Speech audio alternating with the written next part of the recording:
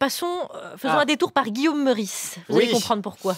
Vous le savez, moi je suis un défenseur des espèces en voie de disparition. Et aujourd'hui, je me suis intéressé à une espèce carrément menacée d'extinction, le sympathisant socialiste.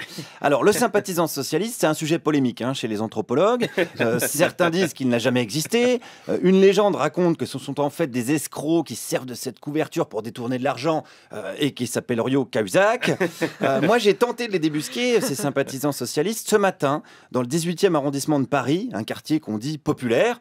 Alors, populaire à Paris, vous enflammez pas, c'est quand le café est à moins de 4,50 €. On appelle ça la gentrification. Avant, on disait, dis donc, t'es un gros connard, tu vires les pauvres pour mettre les riches à la place. Maintenant, on peut dire, non, je gentrifie. Voilà, c'est mieux.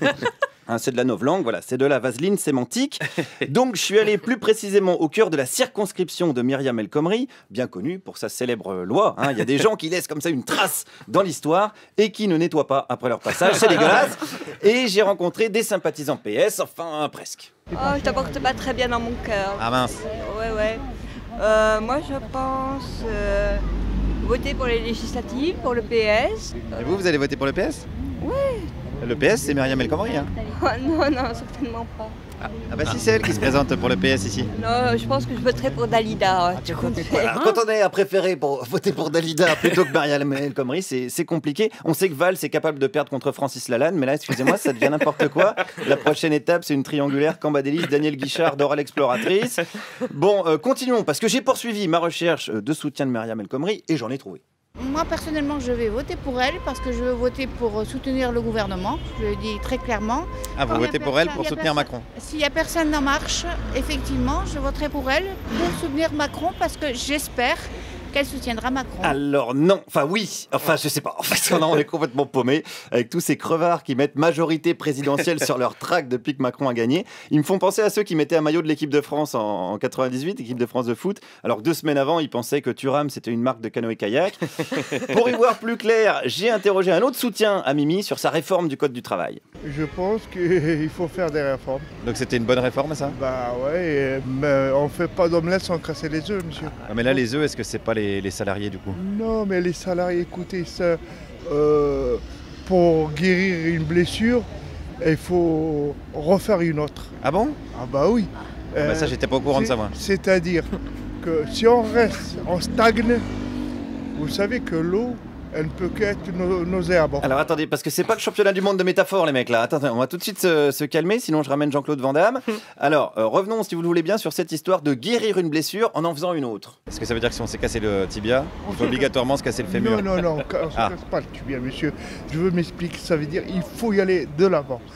On dit que celui qui se retourne, n'avance pas. Ah oui, ou alors il avance en marche arrière. Donc celui qui veut voyager, il mélange bien sa monture. Putain, je suis paumé. Non, écoutez, on n'a qu'à dire que Myriam El Khomri, elle avance en moonwalk. Voilà, on dit que c'est la Michael Jackson de la casse sociale, et puis on avance. Alors, moi, je croyais que je pouvais pas faire pire en termes de circonvolution autour de Myriam El Khomri, mais les citoyens du 18e arrondissement sont pleins de ressources. Attention, qu'est-ce que ce monsieur pense d'elle ? Eh bien, qu'est-ce qui vous autorise à penser ? Est-ce que même vous croyez que vous avez besoin d'être autorisé à penser ? Ou est-ce que vous êtes de naissance un penseur autorisé, si on peut dire ? Est-ce qu'on s'est auto-autorisé, quoi ? Justement, c'est une question extrêmement difficile parce que vous me demandez un credo. En quoi vous croyez ? Est-ce que vous croyez en Myriam El Khomri ? Alors voilà. Moi, je lui souhaite de réussir. Oui. Ah bah putain, faut lui arracher, dis donc, c'est un métier quand même. J'ai chopé un bon mal au crâne ainsi que tous les auditeurs. L'action Doliprane vient de prendre 5 points à la Bourse de Paris. Alors foutu pour foutu, je lui ai demandé ce qu'il pensait de la fameuse loi El Khomri. Je ne veux pas parler de cette réforme du Code du travail. C'est ça. Parce que ça m'obligerait à faire une profession de foi trinitaire. Oui, ou alors vous pouvez juste me dire ce que vous en pensez, du coup c'est plus simple. C'est quand même... dans un premier temps, un peu étonnant, au moins.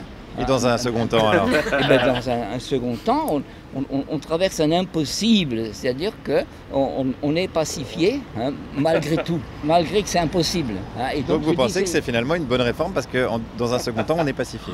Ah bah je pense, oui. Ah voilà, ouais.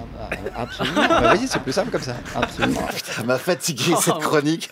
Je vais regarder dans le code du travail si je peux pas choper une prime de pénibilité avant que Macron la supprime. En attendant, bonne chance Myriam. Et puis si tu te fais virer, pense à toutes celles et tous ceux qui le sont à cause de toi et relativise. Guillaume Guillaume Meurice dans toute sa splendeur. Et les gens, surtout les gens. Vous savez en tirer le meilleur, Guillaume Meurice, du pire.